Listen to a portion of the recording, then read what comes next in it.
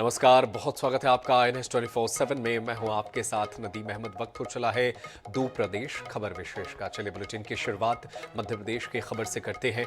मध्य प्रदेश के मुख्यमंत्री डॉक्टर मोहन यादव गुरुवार को सिंगरौली जिले के चितरंगी पहुंचे।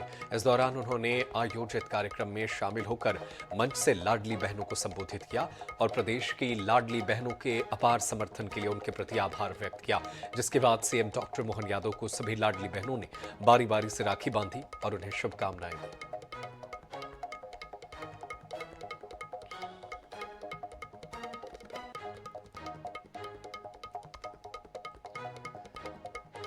और खबर ग्वालियर से है। ग्वालियर में गुरुवार दोपहर जीवाजी विश्वविद्यालय के गेट के बाहर एनएसयूआई और युवा कांग्रेस के प्रदेश अध्यक्ष मितेंद्र सिंह के नेतृत्व में प्रदर्शन किया गया।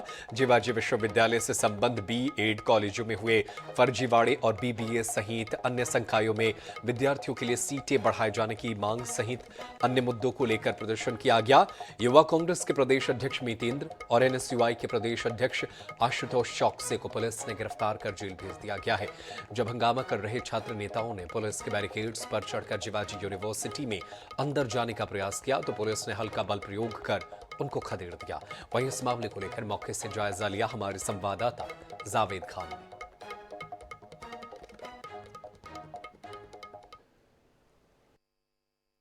ग्वालियर में आज जीवाजी विश्वविद्यालय में एनएसयूआई का जंगी प्रदर्शन हो रहा है। जैसा कि उन्होंने पूर्व में ऐलान किया था, उसको लेकर आज उन्होंने जीवाजी विश्वविद्यालय के गेट पे लगातार प्रदर्शन किया है। और प्रदर्शन के साथ साथ जो एनएसयूआई के प्रदेश अध्यक्ष हैं वो भी उन्होंने भी अपनी गिरफ्तारी दी है। और इसके साथ साथ जो दर्शन सिंह के जो मितेंद्र दर्शन सिंह उन्होंने गिरफ्तार दी और गिरफ्तारी का वाहन यहाँ इनको गिरफ्तार करके ले जा रहा है। आप देख सकते हैं कि जो एनएसयूआई के जिलाध्यक्ष सहित यहाँ पर अन्य नेता मौजूद हैं।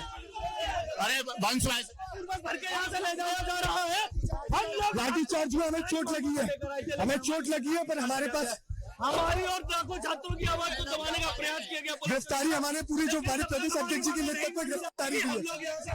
आप देख सकते हैं कि जो एनएसयूआई का प्रदर्शन जारी है और भारी तादाद में पुलिस बल भी तैनात है। और उसको लेकर आप जो पुलिस वैन देख रहे हैं वो ले जा रही है गिरफ्तार कर। और पुलिस की जो तैनाती की गई है उसमें देखकर लगा जा सकता है कि जो यहाँ पर प्रदर्शन है उसमें भारी तैयारी की गई थी। लेकिन कुछ देर के प्रदर्शन के बाद अब शांति है। लेकिन एनएसयूआई लगातार हर रोज नए तरीके से यहाँ पर प्रदर्शन कर रही है और उस प्रदर्शन को देखते हुए पुलिस अधिकारी भी तैनात किए गए थे। लेकिन माहौल शांत है। अब देखने वाली बात होगी कि आगे का जो प्रदर्शन की रणनीति होगी वो किस तरीके की होगी। और अब वो यहाँ पर एडिशनल एसपी है वो सियाज साहब कैसा प्रदर्शन है, क्या दावा किया है, कितने लोगों ये कुछ डिमांड्स है इनका स्टूडेंट्स के लेके विश्वविद्यालय का। उस पे इनका कहना है कि पहले से भी ज्ञापन वगैरह दे चुका है, उसमें कोई कार्रवाई नहीं हुआ अभी तो आज, इसीलिए वो जीवाजी यूनिवर्सिटी में घेराव कर रहे। इसमें जो इनका इमीडिएट डिमांड ये था कि वीसी इधर मौके पे आए और इनसे बात करें और इनको ये प्रॉमिस दे दे कि ये कार्रवाई हो जाएगी उनके जो डिमांड के अनुसार। But VC is not here, VC Bhopal में है तो संभव नहीं है। तो इसका चार्ज ऑफिसर आया था, उनसे उनके साथ इनकी बातचीत सहमति पे नहीं हो पाया तो फिर इन्होंने मना किया उनसे बात करने को भी। और ये बीसी को इधर लाना ऐसी बात को लेके ये फेल हो गया, स्टॉल्ड हो गया चर्चा। जो पदाधिकारियों की वो फेल हो गई है। अब ऐसे दर्शन की फिर दोबारा उम्मीद है, लेकिन अभी तक कोई खामोशी का माहौल।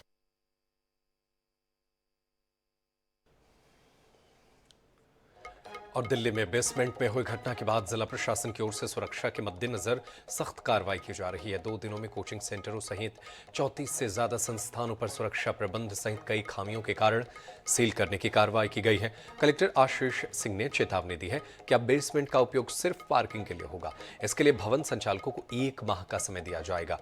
कलेक्टर ने स्पष्ट किया कि अब शहर में बेसमेंट का उपयोग सिर्फ पार्किंग के लिए किया जा सकेगा, वहां अन्य गतिविधियां नहीं चलने दी जाएगी। जहां भी बेसमेंट का पार्किंग के अलावा अन्य उपयोग पाया जाएगा वहां कार्रवाई की जाएगी।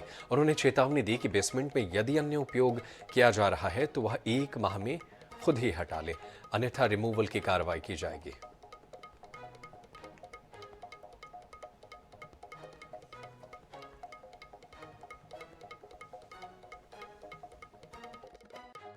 देखिए, मेट्रो के संबंध में जो कार्रवाई है वो शासन स्तर पर चल रही है। मेट्रो कंपनी के द्वारा इस संबंध में एक रिपोर्ट शासन को भेजी जाएगी, जिसके आधार पर अंतिम निर्णय वहां से लिया जाएगा। पूर्व में भी जो लैंड पूलिंग के आधार पर आईडीए की स्कीम्स होती हैं, चूंकि इसमें 50% जमीन किसान को वापस करी जाती है जो डेवलप्ड होती है।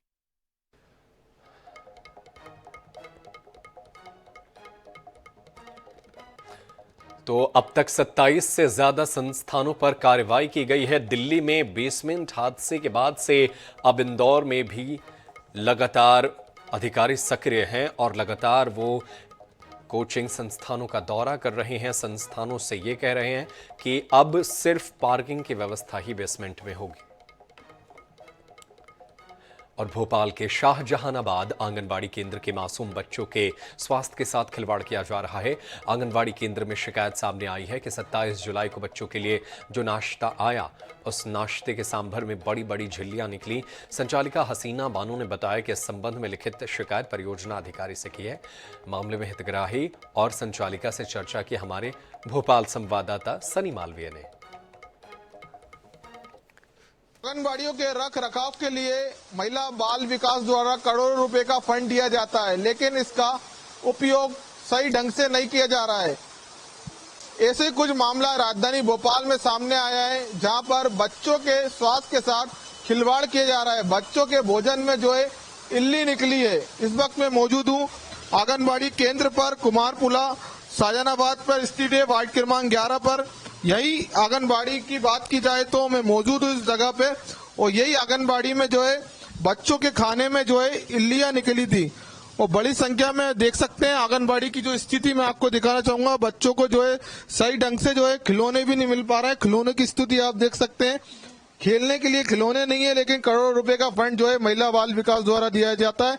बात करेंगे संचालिका हमारे साथ मौजूद है, उनसे आपका नाम जानना चाहूंगा। मेरा नाम श्रीमती हसीना बानो। बच्चों के खाने में जो है इल्ली मिली है, कौन सा खाना परोसा गया था? यह शनिवार को 27 तारीख को सांभर और चावल आए थे।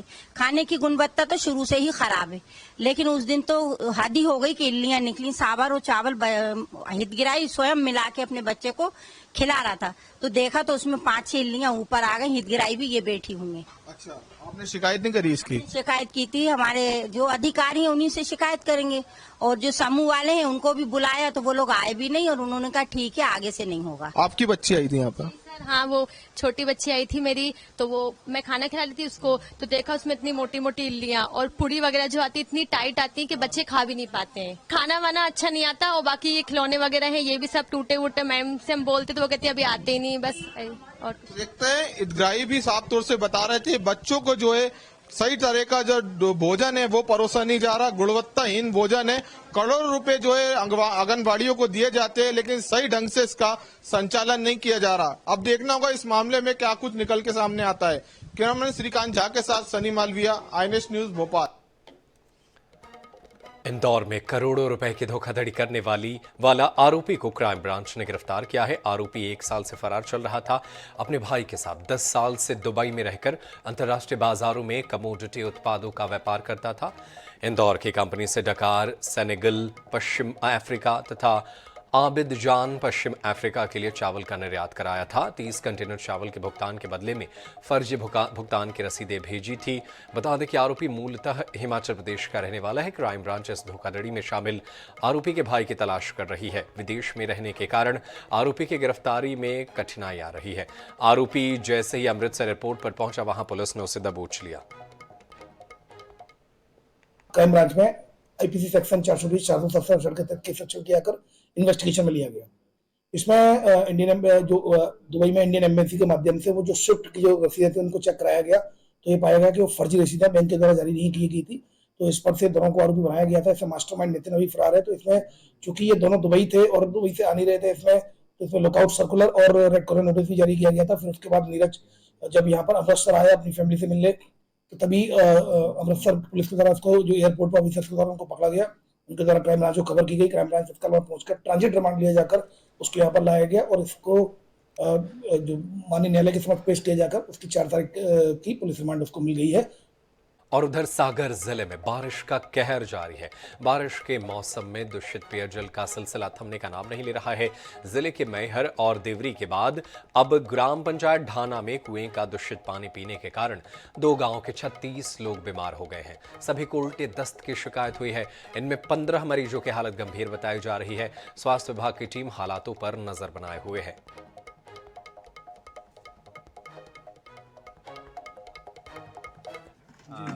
गांव में संभावना ये भी है कि कीटनाशकों का प्रयोग किसानों के द्वारा किया गया, उस कारण से भी लोगों को ये जो इन्फेक्शन हुआ है ये हो सकता है। तो अभी सैंपल ले लिए हैं। गांव के जो पानी के स्रोत जो हैं, दोनों मुख्य स्रोत हैं, दोनों को बंद कर दिया गया है और बोरिंग से पानी प्रदाय किया जा रहा है। टैंकर की बुलवाने की आवश्यकता हुई तो टैंकर से पानी गाँव में प्रदाय किया जाएगा। है जहां पर नदी नालों के बढ़ते जलस्तर के चलते आम जनजीवन प्रभावित हो रहा है। लगातार हो रही बारिश के चलते नर्मदा नदी सहित कई नाले उफान पर हैं। जयजम नाले में जलस्तर बढ़ने से सिझोरा राजमार्ग बंद करना पड़ा। इससे कई ग्रामीण क्षेत्रों का जिला मुख्यालय से संपर्क कट गया। वहीं नर्मदा नदी का पानी रामनगर पुल के ऊपर से बह रहा है, जिसके बाद प्रशासन ने इस सड़क पर यातायात को रोक दिया है। वहीं मंडला के कई घाट पूरी तरह से पानी में डूब चुके हैं। में अभी देखने को आया है, आज जैसे कल रात में मंडला जिले में काफ़ी बारिश हुई। इसके पहले ऊपर एरिया जो आपका डिंडोरी है, सहपुरा से लेकर करंजिया तक काफ़ी बारिश हुई, जिससे नर्मदा नदी का जलस्तर बढ़ा हुआ है। और अपना स्थानीय जो मंडला में लोकल रफ्ता घाट है, वो वर्तमान स्थिति में आज आप देख ही रहे हैं, लगभग 2 से 2.5 फीट ऊपर जा रहा है।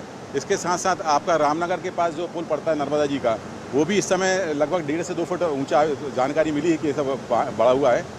साथ में चाबी के पास का पुल भी वो बढ़ा हुआ था। यहाँ बमनी के पास एक पुल पड़ता है, उस पर भी इस समय पानी उफान पर है। इसकी व्यवस्था हम लोगों ने रेस्क्यू करने के लिए सभी जगह हमने अपनी टीमों को भी सुरक्षित रखा हुआ है। जैसे वर्तमान में आप देख रहे हैं, यहाँ पर रफ्ता घाट पे हमारी एक टीम DRC लगी हुई है। रफ्ता घाट के उस तरफ और इस तरफ दोनों साइड हम लोगों ने बैरिकेड्स लगा दिए हैं, ताकि आम जनता यहाँ तक ना पहुँच पाए, जिससे किसी प्रकार की घटना ना हो सके।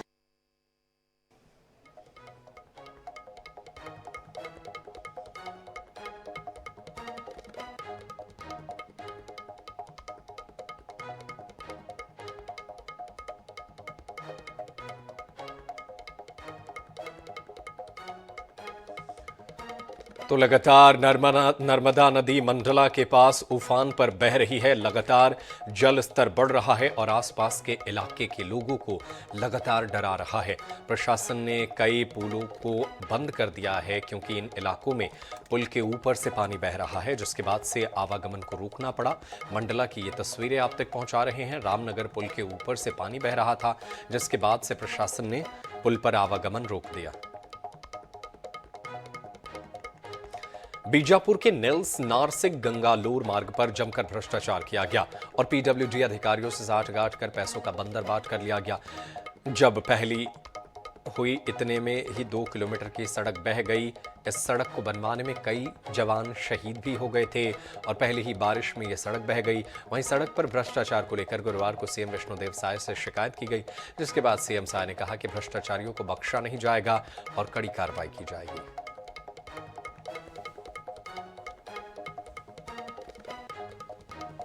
कि पहली बारिश में सड़क और पुल पुलिया का बह जाना, और सबसे बड़ी बात वह 56 करोड़ की लागत से बनने वाली सड़क और पुल पुलिया बढ़कर 112 करोड़ रुपया हो जाती है। कहने का मतलब कि पुनरक्षित प्राकलन 56 करोड़ से बढ़कर 112 करोड़ का हो जाता है। कहीं ना कहीं सुरेश चंद्राकर और संबंधित जिम्मेदार ठेकेदार और अधिकारियों के बीच में एक लंबा साठगांठ हुआ और शासन को करोड़ों का नुकसान, ठेकेदार और उनके जिम्मेदार अधिकारियों ने शासन को करोड़ों का नुकसान किया है। देखिए, कोई भ्रष्टाचारी बचेंगे नहीं। आप लोग देख रहे हैं भ्रष्टाचारियों का तांता लगा है जेल में जाने का, चाहे वो शराब में भ्रष्टाचार किए हों, चाहे कोयला में किए हों, चाहे DMF में किए हों, चाहे किसी भी क्षेत्र में जो भी भ्रष्टाचार करेगा वो बख्शा नहीं जाएगा। सबकी जांच हो रही है, सबकी जांच करवाएंगे और दोषीदार कोई बख्शे नहीं जाएंगे। और देश के कई जगहों पर ट्रेनों के डीरेल होने की वजह से छत्तीसगढ़ में भी कई ट्रेनों को रद्द करना पड़ा है। वहीं कई ट्रेनों को दूसरे रूट से चलाना पड़ रहा है। मंगलवार को बाम्बो स्टेशन में हावड़ा CMST मुंबई मेल के पटरी से उतरने के कारण कई ट्रेनों का परिचालन प्रभावित हुआ है। वहीं रायपुर से गुजरने वाली इतवारी टाटा नगर एक्सप्रेस गुरुवार को बंद रही। इधर 2 अगस्त को शालीमार एक्सप्रेस और दुरंतो एक्सप्रेस रद्द रहेगी। रेलवे ने असुविधा के लिए यात्रियों से खेद जताया है। मंगलवार को हावड़ा मुंबई मेल एक्सप्रेस चक्रधरपुर मंडल के बड़ा बाम्बो स्टेशन के पास पटरी से उतर गई थी। इसके बाद वहां पर बचाव एवं राहत कार्य चल रहे हैं, साथ ही साथ जो है ट्रैक के मेंटेनेंस का कार्य भी चल रहा है, जिसके कारण जो है 1 और 2 अगस्त तक के उस रूट पर जाने वाली ट्रेनें जो है कम से कम जो है परिवर्तित मार्ग से चलेगी। इसके अलावा आधा दर्जन ट्रेनों को निरस्त कर दिया गया और आने वाले दिनों में यह स्थिति और बनी रह सकती है। फिलहाल रेलवे की ओर से अभी जो जानकारी मिली है 2 अगस्त तक के जो है आधा दर्जन ट्रेनों को निरस्त किया गया है। कैमरामैन अविनाश चौबे के साथ मनोज नायक, INS 24x7 रायपुर। छत्तीसगढ़ के सबसे बड़े बांध कहे जाने वाला गंगरेल बांध हफ्ते भर से हो रही बारिश के चलते अब जल भराव की स्थिति 83% है। लगभग 32 TMC की क्षमता वाले इस बांध में करीब 27 TMC पानी भरा हो चुका है, जो कि कुछ दिनों पूर्व सूखने की हालत में था। इस बांध की प्यास अभी तक पूरी तरह से नहीं बुझी है। धमतरी कलेक्टर नर्मदा गांधी ने बताया कि अभी भी कम से कम 10 दिन तक अच्छी बारिश की जरूरत है। फिलहाल सबसे बड़े गंगरेल बांध में 83% जलभराव हो चुका है। थोड़ी मात्रा में पानी की आवक बनी हुई है, वहीं थोड़ी मात्रा में पानी छोड़ा भी जा रहा है।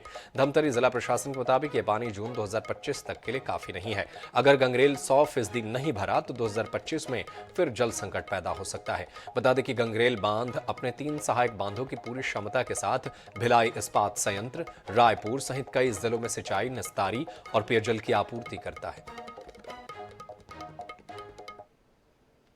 बांधों की स्थिति बहुत अच्छी हो गई है और बारिश भी लगातार जो हो रही है वो किसानों के लिए भी राहत की स्थिति में है। जो हमारा सबसे इम्पोर्टेंट डैम गंगरेल है वो 81% कैपेसिटी में आ गया है। हम मानते हैं कि जब तक बारिश खत्म होगी और ये सीज़न खत्म होगी तब तक अच्छे से हम एक अच्छी स्थिति में आ जाएंगे, बट उसके बावजूद भी हमको ध्यान रखना चाहिए हम पानी का उपयोग कैसे करें।